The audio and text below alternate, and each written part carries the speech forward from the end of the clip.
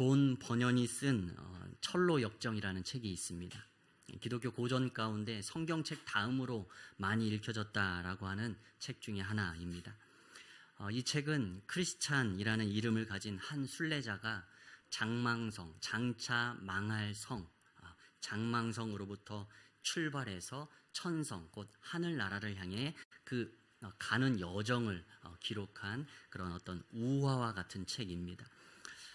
지구촌교회 원로 목사님이신 이동원 목사님은 이 철로 역정을 100번 이상 읽으셨다라고 합니다. 그만큼 애정을 갖고 또 이 책 가운데 주는 그 영적 교훈들이 너무도 은혜로워서 반복해서 그것을 읽으셨다라고 하는데, 그만큼 이제 철로 역정에 각별한 관심을 갖고 계셔서 이 지구촌교회에서 운영하는 가평에 이제 필그림 하우스가 있는데 거기에 이 철로 역정의 순례자의 길이 조성되어져 있습니다. 그래서 쭉 걸으면서 잠깐 멈춰서서 글을 읽거나 또 어떤 그 형상, 우리 만들어 놓은 그런 것들을 보면서 석상들을 보면서 묵상하고 기도하고, 그 이 철로 역정에 나오는 그 고비고비들을 잘 순례의 길로 꾸며 놓은 곳이 바로 그 필그림 하우스에 가면 있습니다.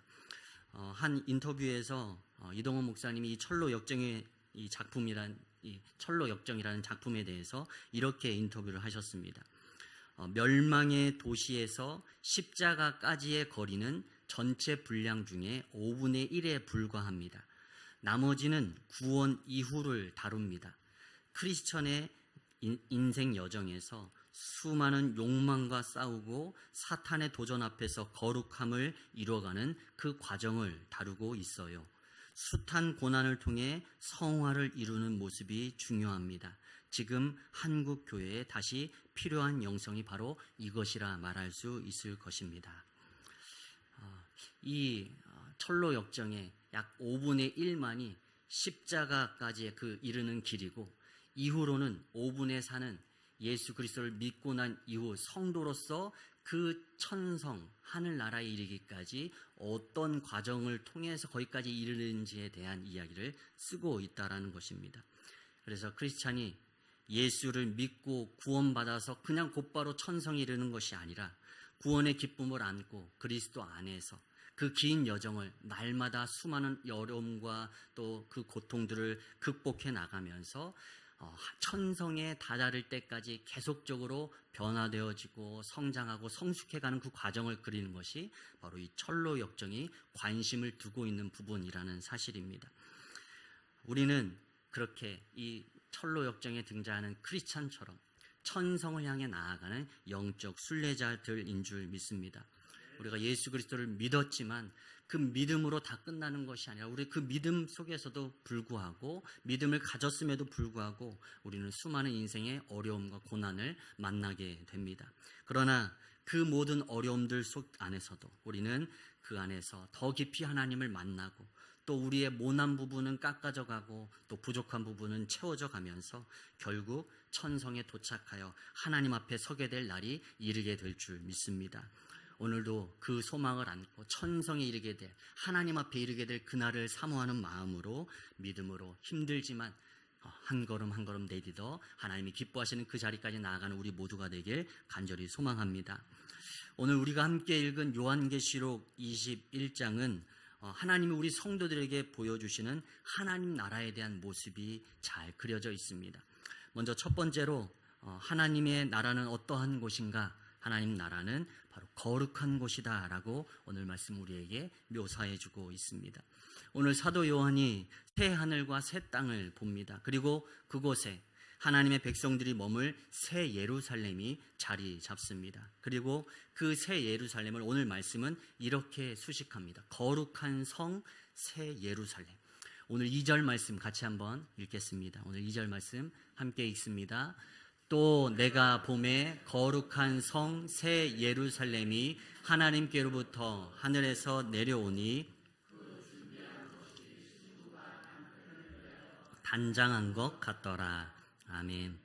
우리가 이 땅에서 순례의 길을 마치고 마지막 때 우리가 머무르게 될 그곳은 거룩한 곳 새 예루살렘입니다. 기존에 있던 우리가 보는 그 땅과 하늘은 없어지고 그곳에 새 하늘과 새 땅이 펼쳐집니다. 왜 기존에 있던 땅과 하늘은 없어집니까?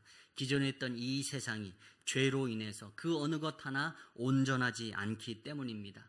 그렇기 때문에 이 거룩한 성 새 예루살렘이 이곳엔 자리 잡을 수 없는 것입니다. 그렇기에 하나님이 새 하늘과 새 땅을 펼치시고 그 가운데 거룩한 성 새 예루살렘을 자리 잡게 하십니다.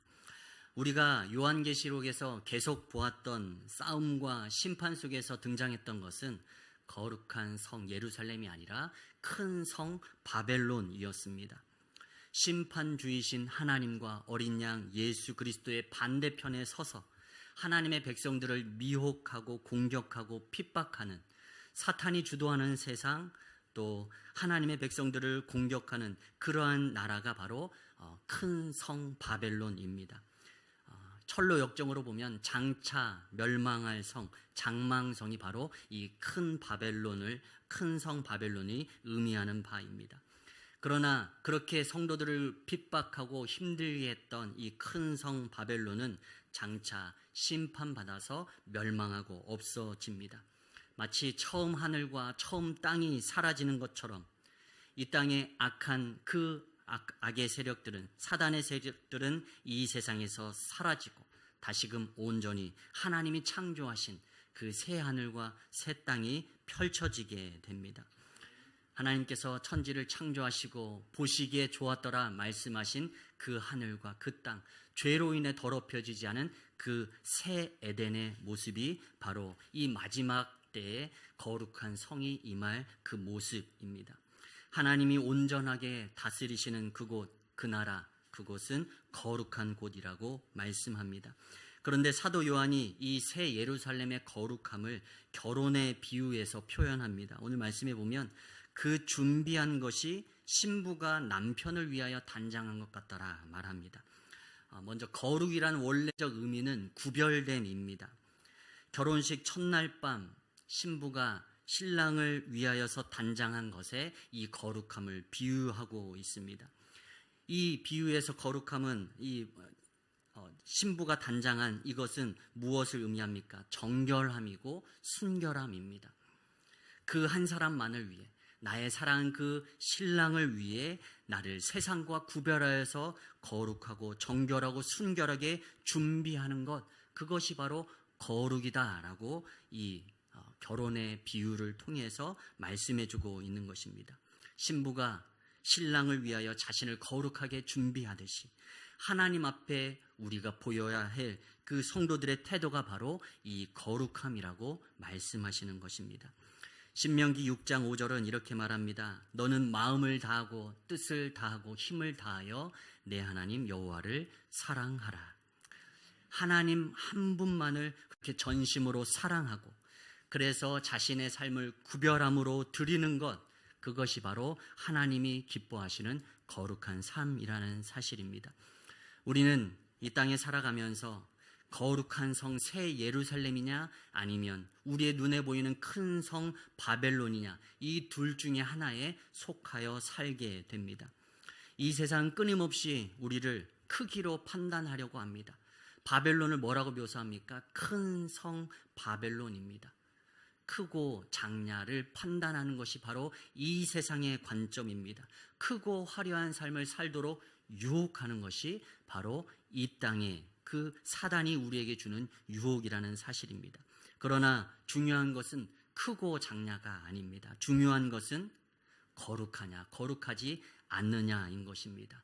거룩한 성, 새 예루살렘이 말하듯이, 의미하듯이 우리의 삶이 크고 작냐가 아니라 거룩한가, 그렇지 않는가, 이것이 바로 하나님이 우리에게 물으시는, 오늘 우리에게 주시는 질문이라는 사실입니다.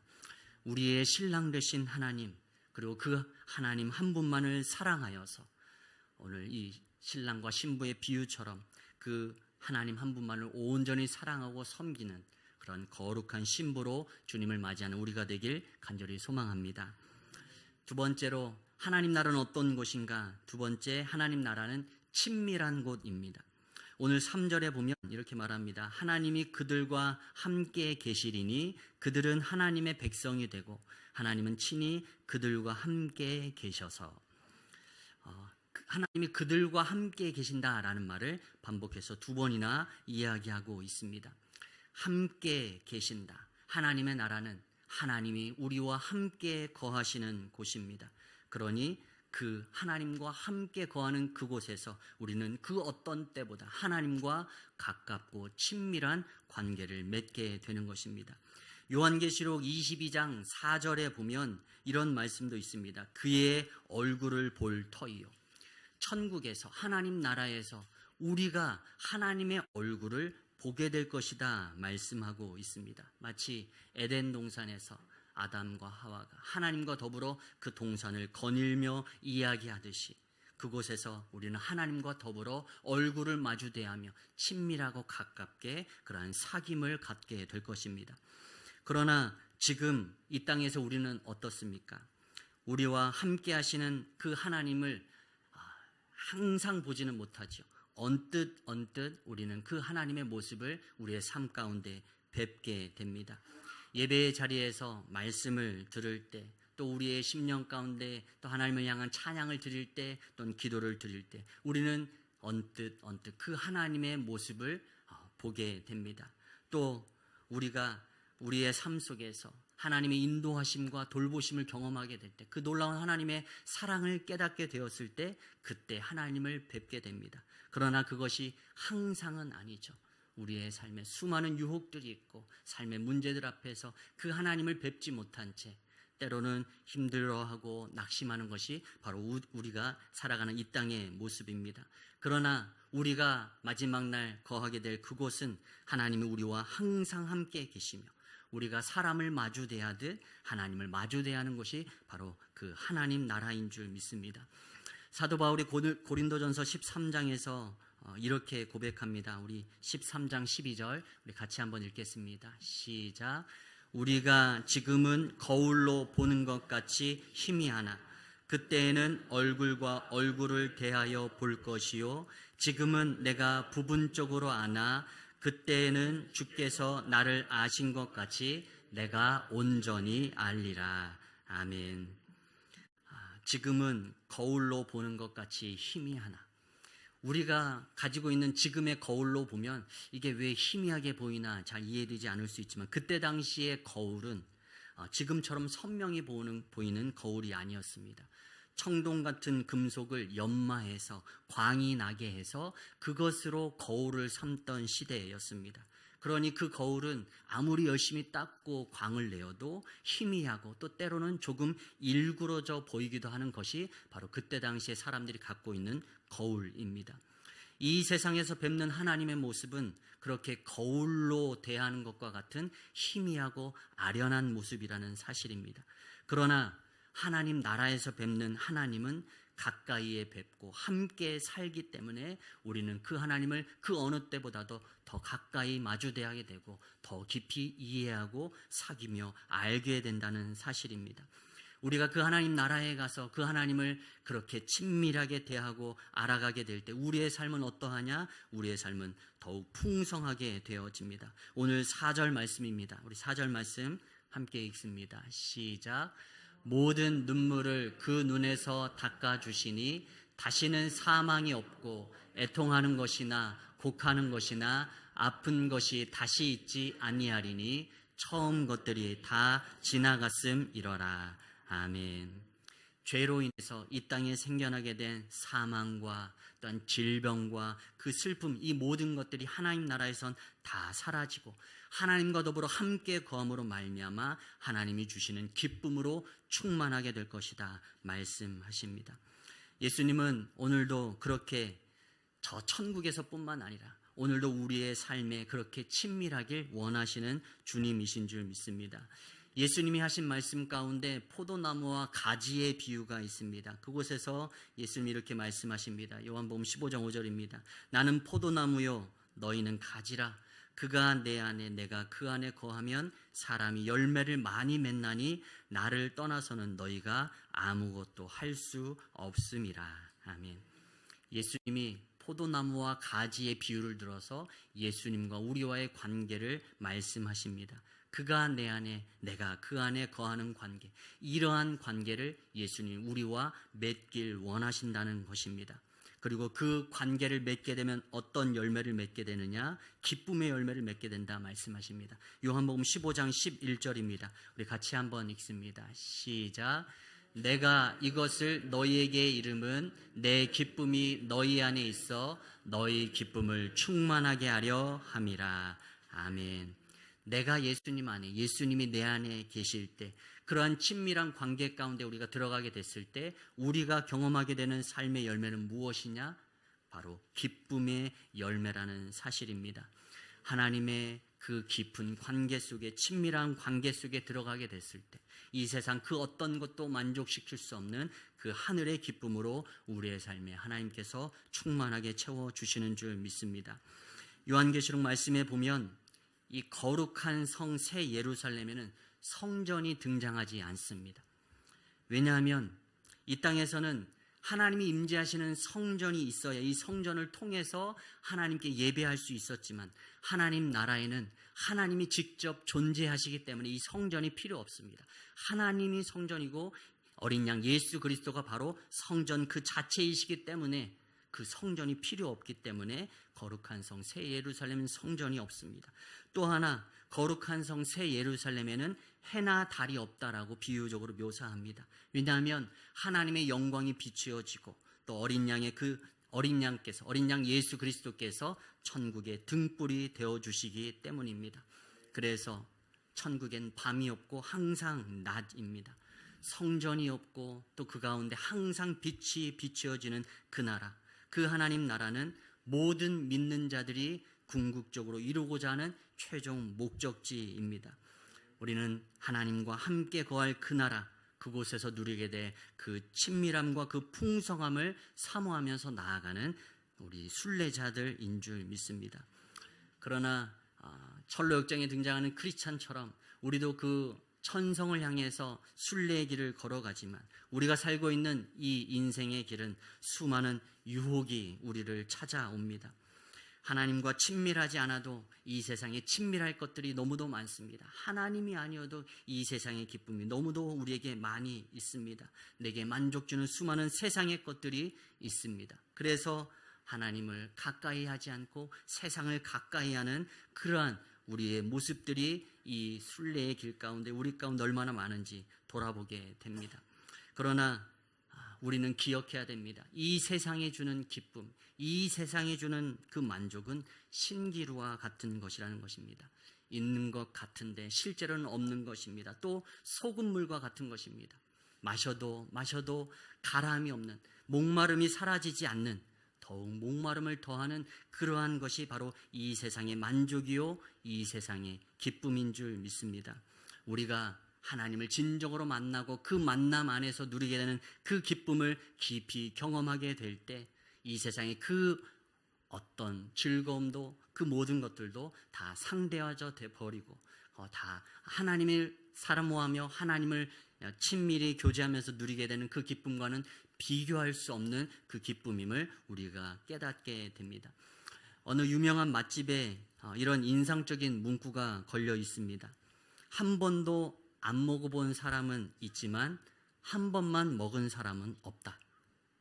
정말 맛있는 맛집은 한 번 가보기만 하면 한 번만 먹고는 못 견딘다라는 이런 말을 걸어놓는 것이죠.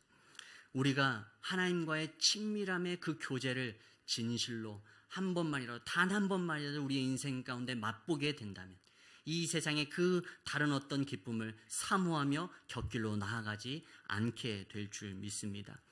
이 세상에서 맛볼 수 없는 기쁨, 천국에서 주님과 함께 친밀한 교제 가운데 누리게 되는 그 온전한 기쁨인 줄 믿습니다.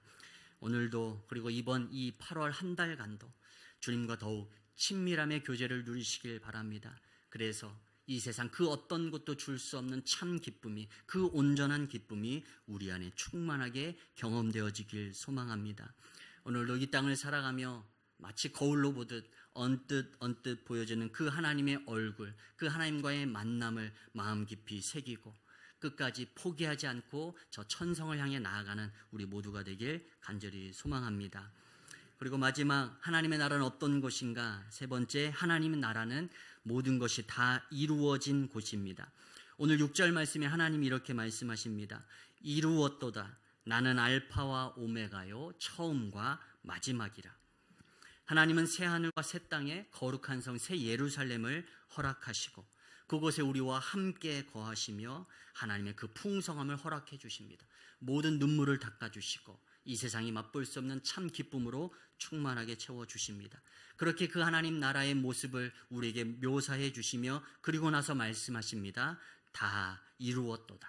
나는 알파와 오메가요 나는 처음과 마지막이라. 하나님은 이 세상 가운데 그 시작하신 것을 온전히 그 하나님 나라에서 이루시는 하나님이십니다. 이 하나님께서 다 이루었다라고 말씀하시는 장면이 두 군데가 더 있습니다. 먼저 창세기 1장 2장 1절에서 2절 말씀입니다. 우리 같이 한번 읽어보겠습니다. 함께 읽습니다. 시작. 천지와 만물이 다 이루어지니라. 하나님이 그가 하시던 일을 일곱째 날에 마치시니 그가 하시던 모든 일을 그치고 일곱째 날에 안식하시니라. 아멘. 하나님이 천지를 만물을 창조하시고 다 이루었다, 다 이루어졌다. 성경이 기록합니다. 하나님이 계획하신 대로, 하나님이 뜻하신 대로 이 세상 온 우주 만물을 다 창조하시고 마치셨다고, 완성하셨다고 선언하고 계십니다. 천지와 만물이 다 이루어지니라. 이곳에 다 이루어졌다가 등장합니다. 또 요한복음 19장 30절에서 또 한번 등장합니다. 우리 같이 한번 읽습니다. 시작. 예수께서 신 포도주를 받으신 후에 이르시되 다 이루었다 하시고 머리를 숙이니 영원히 떠나가시니라. 아멘. 예수님께서 십자가상에서 하신 말씀입니다. 다 이루었다. 그리고 이 말씀을 하시고 그의 영혼이 떠나가셨습니다. 예수님께서 이 땅 가운데 오셔서 하시고자 하는 그 모든 일을 다 이루셨다는 선언입니다. 이 세상 모든 사람의 죄의 값을 치르는 그 일, 그 목적한 그 일을 다 이루셨다, 완성했다 선언하셨습니다. 그리고 오늘 새 하늘과 새 땅, 거룩한 성, 새 예루살렘에서 하나님이 말씀하십니다. 다 이루었다. 나는 알파와 오메가요, 처음과 마지막이라. 헬라어의 첫 글자가 알파고 헬라어의 맨 마지막 글자가 오메가입니다. 영어로 하면 A이고 Z입니다. 창조를 통해서 이 세상을 시작하셨고 이 마지막 때에 하나님께서 완성하셨습니다. 처음이고 마지막이라고 해서 마지막이라서 끝낸다라고 해서 미완의 상태로 끝난 것이 아니라 원래 계획하신 그대로 마지막에 다 이루심으로 완성하여 맞추십니다. 창세기에 원래 이 세상은 하나님께서 그렇게 완전하게 창조하신 세상이었습니다. 처음부터 다 이루어진 상태였습니다. 보시기에 좋았던 상태입니다. 그런데 그 하나님의 만드신 세상이 죄로 인해서 어그러졌습니다. 그래서 그 처음 세상이 하나님의 뜻에 합당치 않게 어그러지고 망가졌습니다. 그러나 하나님은 이 땅 가운데 예수 그리스도를 보내셔서 십자가를 지게 하심으로 모든 죄의 값을 다 치르게 하십니다. 그리고 이제 이 세상의 마지막 때에 하나님께서 펼치실 새 하늘과 새 땅 가운데 거룩한 성 새 예루살렘을 허락하시고 그곳에 하나님이 계획하신 그 모든 것을 온전하게 다 이루십니다. 창세기의 에덴 동산에 허락하셨던 그 완성된 모습이 다시 한번 이 요한계시록에서 등장하게 되는 것입니다. 오늘도 우리의 부족한 이 땅에서의 삶에 하나님의 나라가 임하여서 온전히 임하고 또 완성될 그날을 속히 오길 기다리며 사모하는 온 성도들 가운데 그 하나님의 다 이루었다 하는 이 하나님의 완성의 선포가 우리의 삶 가운데 선포되길 간절히 소망합니다. 하나님이 우리에게 주시고자 하는 하나님의 나라는 거룩한 곳이고 친밀한 곳이고 모든 것이 다 이루어진 곳입니다. 시작부터 우리에게 주시고자 한 나라가 바로 이와 같은 곳이었습니다.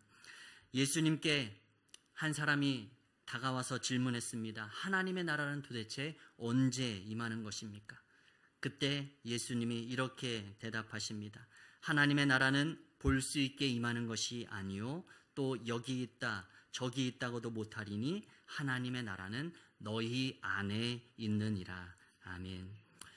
분명 요한계시록에서는 마지막 때에 그 거룩한 성 새 예루살렘이 우리 가운데 온전히 이루어진다고 말씀합니다. 그러나 또한 예수님이 하신 말씀 가운데 그 하나님의 나라는 먼 데 있는 것이 아니라, 저 멀리 있는 것이 아니라 오늘도 이 땅 가운데 누리는 우리의 삶 가운데도 있다라고 말씀해 주고 계십니다. 그것은 그때 거기 가서 누려야 될 그 나라가 아니라 오늘도 주님을 모시고 우리가 우리의 삶 가운데 경험할 수 있는 하나님의 나라가 이미 우리에게 있음을 말씀해 주시는 것이었습니다. 하나님의 나라는 거룩한 곳입니다. 우리가 이르를 그 하나님의 나라는 거룩한 곳입니다. 그렇기에 오늘도 이 땅에서 하나님이 우리가 거룩하게 살아가길 원하십니다. 내가 거룩하니 너희도 거룩할지어다. 오늘도 우리의 삶 가운데 그 하나님의 거룩한 그 삶을, 우리에게 기대하시는 그 거룩한 삶을 살아내는 우리가 되길 간절히 소망합니다. 또 하나님의 나라는 친밀한 곳입니다. 그곳에서 하나님과 더불어 함께 거닐며 얼굴을 마주 대하게 될 것입니다. 그곳은 잃어버렸던 에덴이 다시금 회복된 그곳입니다. 에덴의 뜻은 기쁨이라는 뜻입니다. 하나님께서 하나님의 나라를 통해 우리와 친밀히 교제하시며 우리에게 기쁨을 주고자 하셨습니다. 그런데 그 기쁨이 저 하늘나라에 가서만 아니라 오늘도 주님을 모시고 살아가는 우리의 인생 속에 그 하나님의 기쁨을 주길 원하시는 줄 믿습니다.